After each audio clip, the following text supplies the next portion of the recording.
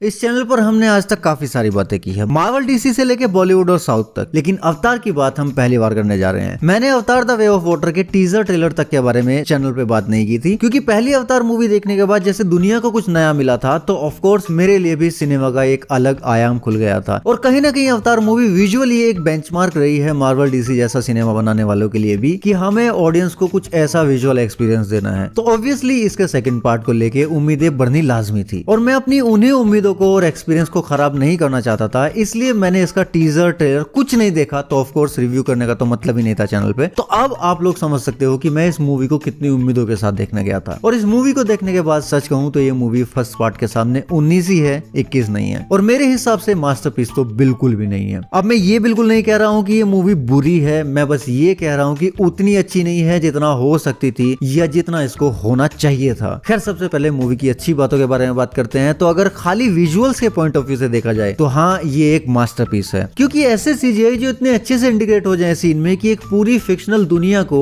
हमारे सामने इस हद तक असली बना के पेश कर दें कि खुद अपनी दुनिया उनके सामने नकली लगने लगे, वो एक बहुत बड़ी बात होती है। इसके लिए जेम्स कैमरून साहब को बहुत बहुत धन्यवाद कि आपने विजुअल्स को लेके एक और बेंचमार्क सेट कर दिया है। मूवी की cinematography specially wide angle shots बहुत ज्यादा खूबसूरत हैं, और 3D में देखने पे और ज्यादा खूबसूरत लगते हैं। ऑब्वियसली ये मूवी 3D के लिए बनी है, 2D में देखोगे तो आधा मजा भी नहीं ले पाओगे, लिटरली बोल रहा हूँ, क्योंकि पेंडोरा की दुनिया में दाखिल होने के लिए, उसके साथ पूरी तरह से 100% कनेक्ट होने के लिए आपको 3D जैसी टेक्नोलॉजी के सहारे की जरूरत पड़ती है। ऑब्वियसली अगर ऐसा ना होता तो अवतार मूवी भी 2009 की बजाय उसके कई साल पहले आ चुकी होती है। सेम गोज टू अवतार 2। अगर आप चीजों को थोड़ा बहुत स्पिरिचुअल पॉइंट ऑफ व्यू से देखते हो तो इस मूवी को देखते वक्त आप कुछ चीजों को देख के इमोशनल हो सकते हो। मे बी एक डीप थिंकिंग के साथ घर लौटो और घर आके भी कुछ चीजों को सोचने पे मजबूर हो जाओ कि क्या इंसान पैसे और पावर के लालच में इस हद तक गिर सकता है कि अपनी दुनिया तो ऑलरेडी बर्बाद कर ही चुका है, अब किसी और ग्रह पे किसी और की दुनिया उजाड़ने में लगा है। आखिर इंसान की हवस कब शांत होगी? और कई बार आपको पेंडोरा के नेटिव लोगों की मजबूरी पे तरस भी आएगा कि ये लोग चैन से प्रकृति की गोद में रह के खुशी खुशी एक स्पिरिचुअल लाइफ बिता रहे थे, और अचानक कहीं से इंसान अपनी मशीनों को लेके आता है और पूरे ग्रह को बर्बाद कर डालता है, और नावी लोग अपने ही ग्रह पे शरणार्थी और बागियों की तरह छुपते फिर रहे हैं। क्या यही इस ब्रह्मांड का जीवन चक्र है? क्या ऐसे ही इंसान और दूसरी प्रजातियां खत्म होंगी खुद अपने ही अंदर के लालच और हवस की वजह से? कभी कभी सच में इस चीज को लेके मैं घंटों सोचता रहता हूँ, और शायद होगा भी यही, आई डोंट नो। खैर, ये तो हुआ इस कहानी का एक स्पिरिचुअल पहलू, क्योंकि ये कहानी एक मेटाफोरिकल वे में खुद इंसानी दुनिया का ही वर्तमान और भविष्य बताती है। बट अगेन, ये वो थीम थी जो इसकी पिछली मूवी ऑलरेडी सेट कर चुकी थी, और इस सेकंड पार्ट में इंसानों को, नावी लोगों को और उनके जानवरों को मारते हुए और टॉर्चर करते हुए देख के उसी फीलिंग का वेटेज बढ़ भी जाता है। ऑफ कोर्स ये मूवी अपने प्रीक्वल के ढांचे पे ही खड़ी है, लेकिन मूवी का अपना खुद का सब्सटेंस गायब है। मूवी से अगर ग्रैंड विजुअल, सीजीआई और 3D को निकाल दो तो क्या तुम 3 घंटे थिएटर में बैठ के देख पाओगे इस मूवी को? I don't know. It's just like कि मैं 3 घंटे तक 3D में नेशनल ज्योग्राफिक चैनल देख रहा हूँ। मुझे पानी की दुनिया की सैर कराई गई, कुछ नए प्रकार के जीव जंतुओं से मिलवाया गया, और एक बड़ी सी वेल मछली, वो शायद इस मूवी की सबसे बड़ी हीरो थी, उससे लिटरली प्यार हो जाता है। मैं और 1 घंटा बैठ के देख लेता है सब, कोई प्रॉब्लम नहीं है, विजुअली तो मजा आ ही रहा है ना। But what about story line? एकदम लीनियर प्लॉट पे चलती है, कोई टर्न्स एंड ट्विस्ट नहीं है, एक एक सीन प्रेडिक्टेबल है, कोई कॉम्प्लेक्सिटी नहीं है। अब मैं निहायत ही एक बेवकूफाना हरकत करने जा रहा हूँ, शायद कुछ लोगों को समझ आए, शायद कुछ लोगों को समझ ना भी आए, वो मुझे गालियां भी दे सकते हैं। मैं तुम लोगों को ब्रह्मास्त्र मूवी का एग्जांपल लेके समझाने जा रहा हूँ, लेकिन मैं इन दोनों मूवीज का कंपैरिजन नहीं कर रहा हूँ, ये ध्यान रखना। दोनों मूवीज अपने आप में बहुत अलग हैं, लेकिन ब्रह्मास्त्र मूवी की सबसे बड़ी ताकत क्या थी? उसके विजुअल्स। सेम गोज टू अवतार 2। मैं इन दोनों मूवीज के विजुअल्स का आपस में कोई कंपैरिजन नहीं कर रहा हूँ, बट दोनों मूवीज में यही चीज कॉमन भी है। ब्रह्मास्त्र को लोगों ने क्यों अप्रिशिएट किया सबसे ज्यादा? उसके विजुअल्स की वजह से। और क्यों गालियां पड़ी? नहीं, बाइकआउट वाले चुतियापे की बात नहीं कर रहा हूँ, उसको गालियां पड़ी वीक स्टोरी लाइन की वजह से, क्योंकि उसकी कहानी में भी पोटेंशियल तो बहुत था, बट उसको उस लेवल पे डेवलप नहीं कर पाए वो लोग। सेम अवतार 2 के साथ भी हुआ। इसके प्रीक्वल ने इसको एक बहुत अच्छी ग्राउंड सेट करके दी थी, पूरा वर्ल्ड बिल्डिंग अच्छे से हो चुका था, कैरेक्टर डेवलपमेंट हो चुका था, अब आपको कहानी के एंगल पे खेलना था, बट यहीं पे आप मात खा गए। ब्रह्मास्त्र को हमने एडमायर किया क्योंकि वो कुछ नया लेके आई हमारे लिए, जो कि अनएक्सपेक्टेड था, बट आप तो ऑलरेडी एक बेंचमार्क सेट कर चुके थे, तो आपको नयापन लाना था कहानी के एग्जीक्यूशन में, कैरेक्टर डेवलपमेंट में। लेकिन आप पुराने कैरेक्टर्स को डेवलप करने की बजाय और नए नए कैरेक्टर्स इंट्रोड्यूस किए जा रहे हो, हमारे मुंह पे फेंक फेंक के मार रहे हो 10 रुपए के 2 किलो, 10 रुपए के 2 किलो। अरे चाचा, कैरेक्टर डेवलपमेंट कहाँ है? इतने सारे न्यू कैरेक्टर्स दिखा दिए, वो नया पानी वाला कबीला दिखा दिया, अपनी टाइटैनिक वाली हीरोइन को पहले पानी में डुबो दिया था, वापस पानी की ही रानी बना के लेके आए हो। उसने पूरी मूवी में क्या उखाड़ा? काहे को कास्ट किया था उसको? जिन लोगों ने मूवी देख लिया वो ईमानदारी से मुझे कमेंट्स में बता देना। जैक सुली के खानदान के अलावा और इसके मेन विलन एक सिंगल इंसान, उसके अलावा इस पूरी पूरी मूवी में कोई एक कैरेक्टर जो नया इंट्रोड्यूस हुआ हो जो आपको याद रह जाता हो? नाम बता दो उसका। मूवी का नाम था अवतार द वे ऑफ वाटर। ये अपने नाम को जस्टिफाई नहीं करती। पानी की दुनिया को और थोड़ा स्पिरिचुअली एक्सप्लोर किया जा सकता था। जैसे जंगल वाले कबीले के स्पिरिचुअल बिलीफ का केंद्र थी एवा, जिसको वो सब अपनी माँ मानते थे, वैसे ही पानी वाले कबीले का स्पिरिचुअल बिलीफ किस पे था? देवी एवा पे ही था या किसी और शक्ति पे? अगर किसी और पे था तो उसका जिक्र क्यों नहीं आया? और अगर एवा पे ही था तो उनमें से कोई क्यों कभी एवा का नाम नहीं लेता था? जंगली कबीले के लोग तो हर तीसरी लाइन में एवा का नाम लेते थे, पानी के कबीले के लोग क्यों नहीं लेते थे? इवन खुद उनका मुखिया जैक सली से कहता है कि तुमने हमारे यहाँ आके शरण ली, मतलब तुम्हें एवा ने धोखा दे दिया। ये क्लियरली इंडिकेट करता है कि दोनों कबीलों के स्पिरिचुअल बिलीफ अलग ही थे, तो उनको क्यों नहीं एक्सप्लोर किया गया? तो कहानी में इस तरह की चीजें एक्सप्लोर करने के बजाय कहानी में रिपीटेटिव चीजों को ज्यादा यूज किया गया है। इवन मूवी का विलन भी रिपीटेटिव है, सेम बंदा। और शायद ये एक छोटा सा स्पॉइलर हो जाए, बट इसके बिना बात समझेगी भी नहीं तुम लोगों को कि थर्ड मूवी में भी सेम ही विलन होने वाला है। क्या ट्रांसफॉर्मर्स के साथ भी सेम यही प्रॉब्लम नहीं हुई थी? 5 मूवीज आई और 5 में घुमा फिरा के सेम मेगाट्रॉन ही विलन निकलता था। और क्लाइमैक्स बैटल का क्या? फर्स्ट मूवी का क्लाइमैक्स सेटिस्फैक्टरी फील कराता है। वो एक बड़ी इवेंट के तौर पे घटित होता है, जिसको देख के एक प्रॉपर एंडिंग वाली फीलिंग आती है। इस वाली मूवी का क्लाइमैक्स देख के लग रहा था ये क्लाइमैक्स है। नहीं मतलब ठीक है, आपको आगे भी इसके पार्ट्स बनाने हैं, बट वो क्लाइमैक्स वाला एक्शन कहाँ है? वो एंडिंग वाली सेटिस्फैक्टरी फीलिंग कहाँ है? अब भले ही कैमरून साहब मार्वल डीसी की मूवीज को गरियाते हो, बट वो एक वाइडर यूनिवर्स का पार्ट होने के बावजूद भी एक सोलो मूवी वाला पे ऑफ भी देती है क्लाइमैक्स में। यहाँ पे नहीं मिला, सॉरी। ये तो एक फैमिली ड्रामा चल रहा था, और उसमें भी अगर तुम्हारी फैमिली के किसी मेंबर की जान खतरे में आ जाए तभी तुम एक्शन लोगे, और बाकी के कबीले के लोग जो तुम्हारी वजह से मारे जा रहे हैं उनके बारे में तुम कुछ एक्शन नहीं लोगे। खैर कहानी में और भी कई प्लॉट होल्स हैं, कई लूज एंगल्स हैं, लेकिन उनके बारे में अभी डिस्कस करेंगे तो मामला स्पॉयलर्स की सीमा से परे चला जाएगा। करते हैं उनके बारे में बात किसी दूसरी वीडियो में, करेंगे जरूर। जिन लोगों ने मूवी देख ली है और वो डिस्कस करना चाहते हैं मेरे साथ पर्सनली, तो हमारा डिस्कॉर्ड सर्वर ज्वाइन कर सकते हैं। कल रात 9:30 बजे हम वहां पे डिस्कस करेंगे डिटेल में। अभी बस इतना कहूंगा कि 13 साल पहले जब अवतार मूवी देखी थी तब इसके सेकंड पार्ट को लेकर हाइप बहुत ज्यादा बढ़ गई थी कि अब क्या होगा जब धरती से और लोग वापस आएंगे। लेकिन 13 साल के इंतजार के बाद जो देखने को मिला वो 3 घंटे के वॉच टाइम के बाद भी जस्टिफाई नहीं हो पाया। अब हाँ, पीयर प्रेशर में कूल बनने के लिए बहुत से लोग बोल देंगे कि मूवी मास्टरपीस है, बवाल है and all, but trust me it's not a masterpiece. बाकी सबकी अपनी अपनी श्रद्धा है, अपना अपना पॉइंट ऑफ व्यू है। खैर तुम मेरी किन बातों से एग्री करते हो और किन बातों से एग्री नहीं करते हो, स्पेशली वो चीज कमेंट में जरूर बताना। मैं मिलता हूँ तुमसे नेक्स्ट वीडियो में, तब तक के लिए सायोनारा।